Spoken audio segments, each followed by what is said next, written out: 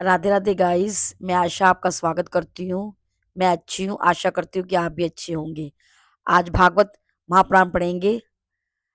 अ, यह शांति तो तब मिलेगी जब जीव की परमात्मा का दर्शन मिले। श्री कृष्ण परमात्मा के दर्शन के बिना जीव को परिपूर्ण शांति नहीं मिलती है। दर्शन के 3 प्रकार शास्त्रों में बताए गए हैं। स्वप्न में प्रभु की झांकी होती है, यह हुआ साधारण दर्शन। मंदिर और मूर्ति में परमात्मा के दर्शन हो तो यह मध्यम दर्शन है। ईश्वर का अपरोक्ष दर्शन यह उत्तम दर्शन है। परमात्मा का अपरोक्ष साक्षात्कार जब होता है तब जीवन सफल होता है। वेदांत में साक्षात्कार के 2 प्रकार कहे गए हैं, प्रोक्ष ज्ञान, अप्रोक्ष ज्ञान। ईश्वर किसी एक स्थान पर है ऐसा जो माने वह प्रोक्ष साक्षात्कार है। ईश्वर के बिना कुछ नहीं है, ईश्वर ही सब कुछ है। मैं भी ईश्वर से भिन्न नहीं हूं, यह है ईश्वर का अप्रोक्ष साक्षात्कार। जिससे मैं स्वयं ब्रह्मा हूं ऐसा ज्ञान होता है उसे साक्षात्कार हुआ है ऐसा कहा जाता है। माना जाता है देखने वाला ईश्वर को देखते ही ईश्वरमय बनता है, तभी उसे ईश्वर का अपरोक्ष साक्षात्कार होता है।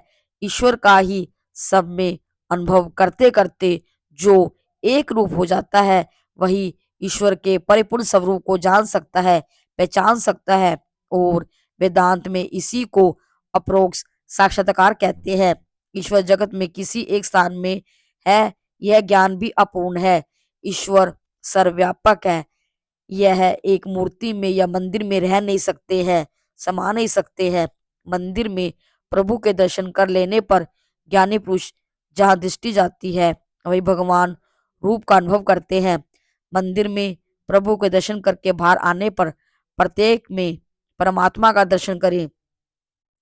मन जहां जाए वहां ईश्वर का दर्शन करे, यही है ईश्वर का असाधारण दर्शन। जो परमात्मा मुझ में है वही सब में है। इसी प्रकार अखिल जगत जिसे ब्रह्मा स्वरूप दिखता है वही ज्ञानी है। सब में परमात्मा का अनुभव करते करते उसे अपने स्वरूप में भी परमात्मा का अनुभव होता है। परमात्मा के परोक्ष दर्शन से कोई विशेष लाभ नहीं होता, परंतु जीव जब परमात्मा का अपरोक्ष दर्शन करता है तभी कृतार्थ होता है। ज्ञानी पुरुषों को तो अपने स्वरूप में भी श्री भगवान दिखते हैं, यही अद्वैत है। श्री कृष्ण लीलाएं इसलिए हैं कि लीलाओं का चिंतन करती गोपियां अपने स्वरूप में परमात्मा का अनुभव करती हैं। लीला देखने में गई मैं भी हो गई लाल। गोपियों को अपने स्वरूप का विस्मरण विस्मरण हुआ है और कहती है मैं श्री कृष्ण हूँ। अपने प्यारे कृष्ण का सब में अनुभव करती गोपियां श्री कृष्ण में बन जाती हैं। जिससे अपने अंदर परमात्मा का दर्शन होता है वही जीव परमात्मा में मिल जाता है। अपने अंदर जिस परमात्मा दिख जाते हैं उसके बाद वह ईश्वर से जुदा नहीं रह सकता, वह ईश्वर से मिल जाता है। ये भागवत का फल है।